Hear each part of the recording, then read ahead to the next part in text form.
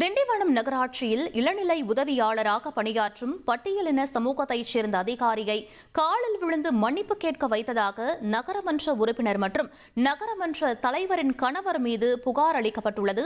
இது பற்றிய மேலும் விவரங்களை எமது செய்தியாளர் ராஜசேகர் வழங்க கேட்கலாம். ராஜசேகர், இந்த விவகாரத்தின் பின்னணி என முழு விவரங்களை பதிவு பண்ணுங்க. நிச்சயமாக. விழுப்புரம் மாவட்டம் திண்டிவனம் நகராட்சி அலுவலகத்தில் இளநிலை உதவியாளர் பட்டியல் இனத்தின் சமூகத்தை சேர்ந்த ஒருவர் பணியாற்றுகிறார். இந்த நிலை கடந்த மாதம் 28ஆம் தேதி திண்டிவனம் 20வது வார்டு திமுக நகரமன்ற உறுப்பினர் ரம்யா அலுவலக பணியில் ஈடுபட்டிருந்தார். அப்போது அவர் தன்னிடம் தனது வார்டில் நிதி ஒதுக்குதல் தொடர்பாக கோப்புகளை கேட்டுள்ளார்.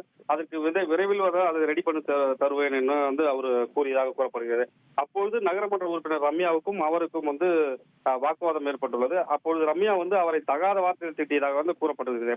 அப்போது பாத்தீங்கன்னா நகராட்சி ஆணையர் இல்லாத போது ஆணையரின் அறைக்கு அவரை அந்த ஊழியரை ரம்யா வரவைத்ததாக கூறப்படுகிறது. அப்பொழுது தலைவரின் நகரமன்ற தலைவரின் கணவர் ரம்யாவிடம் மன்னிப்பு கேட்க வற்புறுத்தியுள்ளதாக கூறப்படுகிறது. அந்த ஊழியர் மன்னித்து விடுங்கள் என கூறியதை ஏற்க மறுத்த ரம்யா திடீரென அந்த ஊழியர் அந்த ரம்யாவின் காலில் விழுந்து கெஞ்சியுள்ளார். இந்த சம்பவம் அறிந்த சக நகரமன்ற உறுப்பினர்கள் பட்டியல் சமூகத்தை சார்ந்த நகராட்சி அதிகாரிகளை காலில் விழ வைத்த சம்பவம் குறித்து முழு விசாரணை செய்து நடவடிக்கை எடுக்க வேண்டும் என நகராட்சி ஆணையரிடம் மற்றும் காவல்துறையிடம் புகார் அளித்துள்ளார்.